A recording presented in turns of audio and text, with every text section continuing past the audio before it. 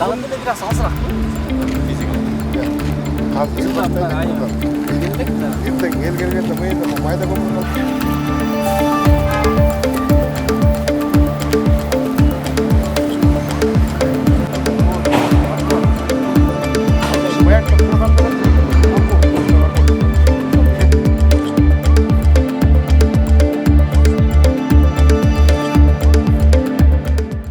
Kara geçenin gömürüne eldim barten ilgerten de gömür altına. Mına Savru külünde Moğra'ya ıskılatta kazır degen bir aydan beri gömür yok. 7000'den satып atışat. Hökümetin de hiç kimin de gelip tekşirgen yok mu degen. Mına çok. Anam bugün gelgenine bir yaktım. Mına 5 yarımdan narsam bolup. Anam 30-40 50 ömür boyu şu kara geçenin jakkan dile o smok eşteke bolboy turup elenan bir ele жылda smok bolup ketedi.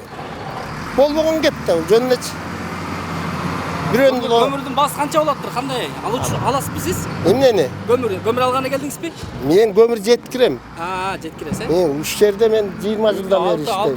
6,5-7 деп аткан. Азыр эле силер келгенде эле ылдый болуп калган эмес го баасы? 5,5 экен. 5,5 мына 5,5 деп атам. Монноңда мына бана 7ден сатып алып келди. Казакстандан көмүр келбей атса, элдин баары эле кара кечеле жагат болчу. Бул еще тапты да жакшы кармайт. Жылуулукту да жакшы өтөт да кара кечен. Жагылып эле келген көмүр да. Кара кечен. Ана яна быйыл эле смог болуп туруп эме. Жөн эле баягы бизнес да, чоңдор. Сиз ошо казактардын көмүрүн жагып көрдүңүз беле мындай? Жылуулугу барбы жокпу? Бат эле күйүп түшүп калат да угуп жүрөм бирок жагып көрүлөт. Элдерин тикери хуйдем бирок. Нормально эле. Жагыш керек. Башка кайсы көмүр жак? Ошондон смок болуп атат деп атышпайбы? Жок, кандай эмес.